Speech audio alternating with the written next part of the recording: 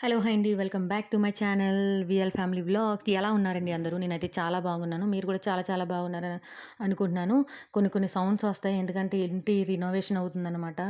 మా ఫ్లాట్ ఒక ఫ్లాట్ తీసుకున్నాం. సో, ఆ ఫ్లాట్ రినోవేషన్ అవుతుంది. ప్లీజ్ అవాయిడ్ చేయండి. అండ్ ఏమనుకోవద్దు. అండ్ ఏంటంటే ఈరోజు కొత్త విషయం ఏంటంటే కొత్త విషయం కాదు. నేను ఎప్పటినుంచో అలా ఉండి నేను అక్కడి నుంచి ఇక్కడి వరకు నేనొచ్చానంటే నేను అలా ఆలోచించడం వల్లే.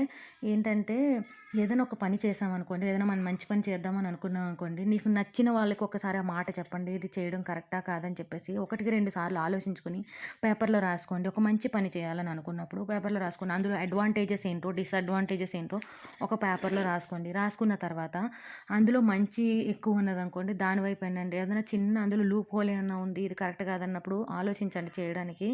అండ్ ఏంటంటే తక్కువ మాట్లాడండి. ఏదైనా పని చేయాలనుకున్నప్పుడు తక్కువ మాట్లాడండి. ఎక్కువ పని చేయండి. నా మీలో మీరు కంపల్సరీ ఆ పని చేయడానికి ధైర్యం తెచ్చుకోండి. ఏంటంటే ఒక ఏదైనా ఒక ధైర్యం అంటే అందులో ఒక లాస్ వచ్చిందనుకో, అది దాన్ని అధిగమించడానికి ఒక ఆశ అంటే పర్వాలేదు ఇది నేను చేయగలను అని చెప్పేసి మళ్ళీ మళ్ళీ స్టార్టప్ అయ్యేంత ఒక ధైర్యం కావాలి.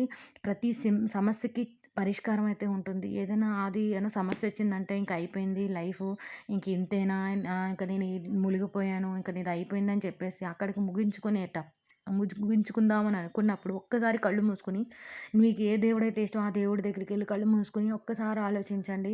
ఈ టైం ఇక్కడ శాశ్వతం కాదు. ఇంకా కొద్ది రోజులు ఓపిక పడితే ఇంకా హ్యాపీ లైఫ్ వస్తుందని చెప్పేసి మీలో మీరు ధైర్యాన్ని నింపుకుంటూ ముందుకు వెళ్ళండి. నిజంగా ఆ లైఫ్ కంపల్సరీ చేంజ్ అంటే వస్తుందండి. ఎప్పుడు ఇలా ఉండిపోదు కదా. ఇప్పుడు మనం టైం ఎప్పుడు నడుస్తూ ఉంటుంది. మనం అలా పడుకున్నట్టే ఉండిపోం కదా. లెగుస్తాము, మళ్ళీ ఆకలేస్తుంది, తింటాము. ఆ రోజంతా ఎలా జరుగుతుందో అలాగే మనకు వచ్చిన సమస్య కూడా అంతే అండి. మనం వెళ్ళే కొద్దీ ఆ సమస్య అలా మారుతూనే ఉంటుంది. పరిష్కారం ఏదో ఒకటి దొరుకుతూనే ఉంటుంది. కానీ మనం చేసుకున్న తప్పులకు దేవుడిని మాత్రం నిందించకూడదు. ఎవరిని నిందించకూడదండి. ఎందుకంటే మనం చేసేది తప్పు అని చెప్పేసి మనం ముందు ఆలోచించుకోము. అది నచ్చిందని చెప్పేసి చేసేస్తాం. తర్వాత దేవుడిని నిందించడం ఎంతవరకు కరెక్ట్? అది నిందించడం కరెక్ట్ కాదు. మనం చేసే తప్పుల్ని దేవుడిని ఒకటే కోరుకోండి. ఏంటంటే దేవుడా నేను ఇది తప్పు చేశాను కదా. దాని నుంచి అధిగమించి ముందుకు వెళ్ళే ఒక ధైర్యాన్ని నాకు ఇవ్వు. ఇది చేసింది తప్పు ఇదని చెప్పేసి దేవుడిని కంపల్సరీ మీరు అడగండి. అండ్ లైఫ్ అంతా మీదేనండి. నేను అలాగే చేసుకొని నా సమస్య వచ్చినప్పుడు నేను అలాగే ఇది టైం ఇది ఇలాగే ఉండిపోదు. నేను ముందుకెళ్తాను. ఈ లైఫ్ నేను ఇలాగే ఉండిపోదు, శాశ్వతం కాదని చెప్పేసి నేను అనుకున్నాను. సో, ఈ రోజు నాడు నేను ఇక్కడి వరకు రీచ్ అయ్యాననమాట. సో, ప్రతి ఒక్కళ్ళు కూడా హ్యాపీగా ఉండాలి. ప్రతిసారి కూడా ఆలోచించాలి చేసే ముందు, చేసిన తర్వాత ఆలోచించడం కంటే. అండ్ బుర్ర తినేస్తున్నాననమాట. ఇంకోటేంటంటే ఫ్రూట్స్ ఇచ్చాడనమాట. ఎప్పుడు ఆయన దగ్గరే తీసుకుంటాం. ఆయన కమల, యాపిల్, దానిమ్మ అని చెప్పేసి అని అంటున్నారు. కమల, యాపిల్, దానిమ్మ, కావేరి అని అంటున్నారనమాట.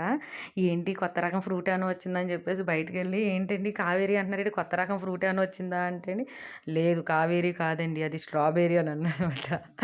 ఆయన కింద నుంచి స్ట్రాబెర్రీ అంటే కావేరిలా అని వినిపించిందనమాట. ఇంక నాకు భలే నవ్వొచ్చింది. కావేరి అని అంటున్నాడు. నేను ఏమన్నా అన్నా సరే ఆయన జోవియల్గానే తీసుకుంటాడంటే అంటే పెద్ద నవ్వకంటానికి కామెడీ చేస్తారనమాట ఆయన. ఆయన వచ్చాడంటే చాలు ఏదో ఒకటి అంటానే ఉంటాను. నేనైతే తెగ నవ్వుకుంటాను అనమాట. కానీ నాకు రీజనబుల్గానే వేస్తాడండి. ఎప్పుడు తీసుకుంటాను కదా, అందుకని చెప్పేసి ఆయన నాకు రీజనబుల్గానే వేస్తారు. అదిగోండి మా కావేరి ఫ్రూట్. కావేరి కాదు స్ట్రాబెర్రీ అనమాట. ఆయన కావేరి అన్నట్టు వినిపించింది. సో నైస్ కదా. ఆ రోజు నాకు భలే నవ్వు వచ్చిందనమాట. అండ్ ఇది వచ్చేసి మా సుశాంత్కి చాలా ఇష్టమైంది ఫ్రూట్. అంటే ఎప్పుడు రొటీన్గా ఆరెంజ్, యాపిల్ అని ఏంటని అప్పుడప్పుడు నేను ఇలా స్ట్రాబెర్రీస్ కూడా పెడతాను అనమాట. వాడు ఇష్టంగా తింటాడు.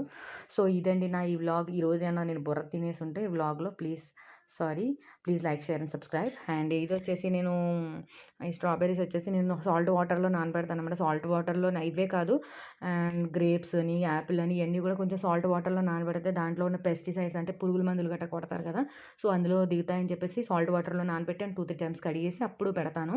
అండ్ స్ట్రాబెర్రీకి ఉన్న ముచ్చుకులు ఉన్నాయి కదా, వాటిని సుశాంత్కి తీయడం ఇష్టం ఉండదు. వాడి చేతులతో వాడే తీసుకుని తినడం అంటే ఇష్టం. అండ్ మార్కెట్లోంచి కొత్తగా ఈ టైపు జాంకాయలు వచ్చాయన్నమాట. మా బావ తెచ్చారు మార్కెట్లోంచి. ఆయనకి జాంకాయలు అంటే చాలా ఇష్టం. సో ఆయన డయాబెటిక్‌తో అది తినడం ఇష్టపడతారు ఎక్కువ. అని చెప్పేసి మాది నిజంగా జాంకాయలే లేదు, ఇది యాపిల్‌లా ఉందన్నమాట. కానీ టేస్ట్ అయితే చాలా సూపర్‌గా ఉంది. సో మా సుశాంత్‌కి నేను స్నాక్ పెట్టేసాను. లంచ్ పెట్టేసిన తర్వాత సో ఇదేండి ఈరోజు మా ఈ కావేరీ స్టోరీ స్ట్రాబెర్రీ స్టోరీ అండి. అండ్ ఈరోజు నాకు ఫన్నీగా అనిపించింది. సో మీతో షేర్ చేసుకున్నాను. So please like, share and subscribe. వాళ్ళకి లంచ్ పెట్టేశాను. తర్వాత నేను తింటున్నాను అనమాట. Please bye bye.